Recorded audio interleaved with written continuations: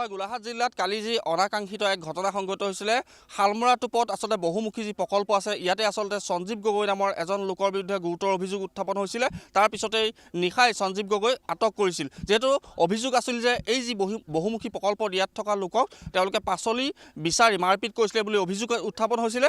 তাৰ পিছতে আচলতে তেওঁলোকে অভিযোগ এটা কথা কৈছে যে ইয়াতে আচলতে গুলি ফুটোৱাৰ তেওঁলোকে অভিযোগ উত্থাপন কৰিছে। কিন্তু আৰক্ষীয়ে সম্পূৰ্ণৰূপে গুলি ফুটোৱাৰ বিষয়টো সম্পূৰ্ণৰূপে মিছা বুলি বা ভিত্তিহীন বুলি কৰিব বিচাৰিছে। মই বৰ্তমান উপস্থিত আছোঁ বহুমুখী প্ৰকল্পত, আৰু ইয়াৰ পৰিৱেশ মই দেখুৱাম সমান্তৰালভাৱে যিসকল লোক প্ৰত্যক্ষদৰ্শী আছিলে প্ৰকৃততে ঘটনাটো কি হৈছিল আমি গ্ৰাউণ্ড জিৰ' জানিবলৈ আহিছোঁ। ND24 ইতিমধ্যে স্থানীয় যুৱক আছে, আপোনাৰ ওচৰলৈ আহিছোঁ।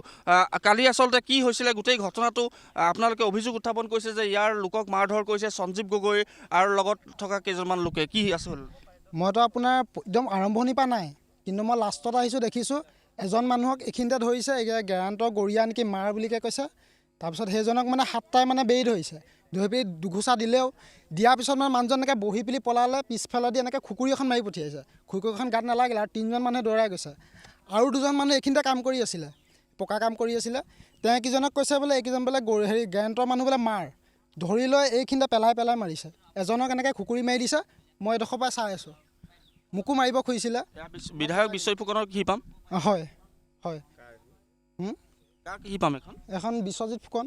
কিবা তাৰপিছত কিবা কৈছিলে নেকি বিধায়কক? কৈছিলে বিধায়কক, কৈছে বিধায়ক আহিলে তাকো মাৰিম বুলিকৈ কৈছে। বিধায়ককো মাৰিম আহক খালি এনেকৈ কৈছে।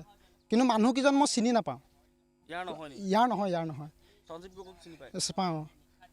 নিশ্চিতভাৱে আচলতে ক'ব লাগিব তেওঁলোকে এটা অভিযোগ উত্থাপন কৰিছে। তেওঁলোকে সঞ্জীৱ গগৈক চিনি পায় যদিও বাকী যিকেইগৰাকী লোক আহিছিলে তেওঁলোক কেইগৰাকীক চিনি নাপাওঁ। লোক আছে, আমি স্থানীয় লোকৰ পৰা জানিবলৈ চেষ্টা কৰিম। যিহেতু আমি গ্ৰাউণ্ড জিৰ' জানিবলৈ আহিছোঁ যি বহুমুখী প্ৰকল্প ইয়াত। দাদা কি হৈছিল, গোটেই ঘটনাটো কি হৈছিল? হয়, আমিতো ধান আনি আছিলোঁ পথাৰৰ পৰা। ধান আনি থকা অৱস্থাত যেতিয়া ঘৰলৈ আহি আছোঁ এইটো ৰাস্তাত, আহি থাকোঁতে ইয়াত প্ৰায় 6-7খনমান গাড়ী দেখিছোঁ। ফৰচুনাৰ পৰা ধৰি আপোনাৰ মানে বহুকেইখন গাড়ী, আৰু ৰাতি ইমানটো গাড়ী মন কৰিব পৰা নাই, আৰু বহুত বাইক চাইক আছে। আৰু চবৰ হাতে হাতিয়াৰ, দা খুকুৰি আৰু বন্দুক চন্দুকো লৈ আছে। মই যেতিয়া উপস্থিত আছোঁ তেতিয়া বাৰু বন্দুক হাতত দেখিছোঁ, আৰু মোক 6জন মানুহ ওচৰত আছে। আৰু যিজন সঞ্জীৱৰ ৰাইট হেণ্ড চুন্তি বুলি কয়, তেখেতে মোৰ 2খন হাতত থাপ মাৰি ধৰিছে। মই বাৰে ক'বলৈ চেষ্টা কৰিছোঁ যে মই শালমৰাটোপ গেৰাণ্টৰ মানুহ হয়, মই ধান আনি আছিলোঁ, ধান অনাৰ পৰা ঘৰলৈ যাবলৈ ওলাইছোঁ, আপোনালোকে মোক মাৰপিট নকৰিব। তেনেকৈ কোৱা স্বত্তেও মোক ইয়াত এঘোচা মাৰিছে। আগফালৰ পৰা এজনে মাৰোঁতে ইয়াত লাগিছে, আৰু এজনে ছাইডৰ পৰা ইয়াত মাৰিছে। তাৰপৰা যোনে যেনেকৈ পাৰিছে। পাচলি বিচৰাক লৈ কেন্দ্ৰ হৈছিলে নেকি? হয়, পাচলি লাগে তেখেতলোকে লাই শাক বিচাৰিছিলে, দিলে। তাৰপৰা কৈছে আৰু দে, বোলে আৰু নিদিওঁ, যি দিছোঁ আৰু লওক, আৰু আমিতো এইবোৰে বিকি কিনি চলি আছোঁ। আমি লাই শাক গাহৰিক খুৱাই দিওঁ, বোলে আপোনালোকে গাহৰিক খুৱাব পাৰে, কিন্তু আমি এইবোৰ বিকি ঘৰ চলাই আছোঁ। তেনেকুৱা পৰাই ধৰক সৃষ্টি হ'ল। সৃষ্টি হোৱাৰ পৰা গতি কৰিছে, শাক পাচলিবোৰ উঘালি দিছে, কাটি দিছে, খেদিছে, গতি কৰিছে, আৰু ভয় ভাবুকি দিছে।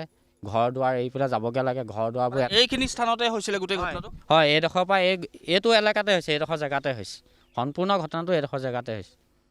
নিশ্চিতভাৱে পৰিৱেশটো পুনৰবাৰ কেমেৰাপাৰ্চন জয়ন্ত ফুকনে দেখুৱাব। আমি কৈছোঁ যে এই স্থানতে আচলতে তেওঁলোকে কৈছে যে গোটেই ঘটনাটো সংঘটিত হৈছিল, আৰু তেওঁলোকৰ যিসমূহ অভিযোগ এই আচলতে বাসগৃহটো আমি দেখুৱাইছোঁ।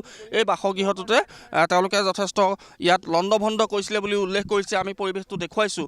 এই যি বাসগৃহ এইখিনি স্থানতে আচলতে গোটেই ঘটনাটো সংঘটিত হৈছিল, আৰু তেওঁলোকৰ অভিযোগ সঞ্জীৱ গগৈৰ লগত আৰু কেইবাজনো লোক আছিলে, আৰু সেইকেইজন লোকক তেওঁলোকে বৰ্তমান চিনি পোৱা নাই। কিন্তু আৰক্ষীয়ে ইতিমধ্যে 4গৰাকীক আটক কৰিছে বুলি আমি জানিব পাৰিছোঁ। কিন্তু গোটেই বিষয়টো সন্দৰ্ভত আৰক্ষীয়ে আচলতে বৰ্তমান সময়লৈকে আমাক কোনো ধৰণৰ মন্তব্য দিয়া নাই, যদিও এটা কথাই কৈছে যে যিহেতু যিগৰাকী দোষী তেওঁলোকক অতি শীঘ্ৰে আচলতে আটক কৰা হ'ব, আৰু গোটেই ঘটনাটো কি আছিল আৰক্ষীৰ তদন্তৰ পিছতে আচলতে পোহৰ আহিব। এই বাসগৃহটোতে এনেদৰে লণ্ডভণ্ড হৈছে বুলি তেওঁলোকে জানিবলৈ দিছে।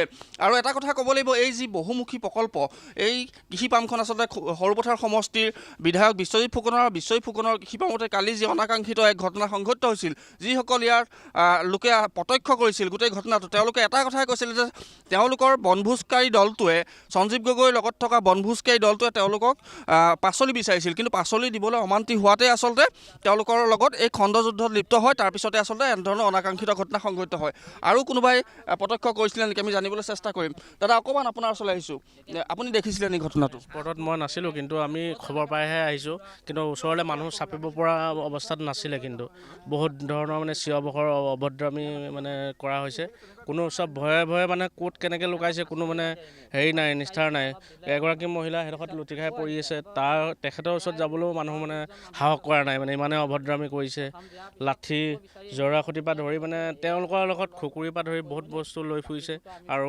লগতে মদ্যপান কৰি থকা অৱস্থাত আছে তেওঁলোকে মানে কি কৰিছে তেওঁলোকে নিজে গম নাপায় মানে ইমানে অভদ্ৰামী কৰিছে নিশ্চিতভাৱে পৰিৱেশটো পুনৰবাৰ কেম্পাছত জয়ন্ত ফুকনে দেখুৱাব মই কৈছোঁ যে মই য'ত উপস্থিত আছোঁ এয়া বহুমুখী প্ৰকল্প ইতিমধ্যে ইয়াতে আচলতে বহু বিঘা মাটিত কৃষিভূমিত আচলতে বিশ্বজিৎ ফুকনে কৃষি কৰিছে আৰু এইসকল লোকে আচলতে ইয়াত কৃষি কৰ্মৰ লগত জড়িত হৈ থাকে কিন্তু কালি যি বনভোজকাৰী সঞ্জীৱ গগৈ নেতৃত্বত অহা যি বনভোজকাৰী দল এই দলটোৱে আচলতে তেওঁলোকক প্ৰথমতে আচলতে পাচলি বিচাৰিছিল এই পাচলি দিবলৈ কিছু অমান্তি হৈছিল তাতে খণ্ডযুদ্ধ লিপ্ত হৈছিল এই খণ্ডযুদ্ধৰ পিছতে আচলতে তেওঁলোকৰ লগতে এক অনাকাংক্ষিত ঘটনা সংঘটিত হৈছিল তেওঁলোকক বেয়াকৈ মাৰধৰ কৰিছে বুলি ইতিমধ্যে তেওঁলোকে আমাক জানিবলৈ দিছে তাৰপিছতে আৰক্ষী হস্তম হৈছে গোলাঘাট আৰক্ষীয়ে ইতিমধ্যে গোটেই বিষয়টোৰ ওপৰত তদন্ত আৰম্ভ কৰিছে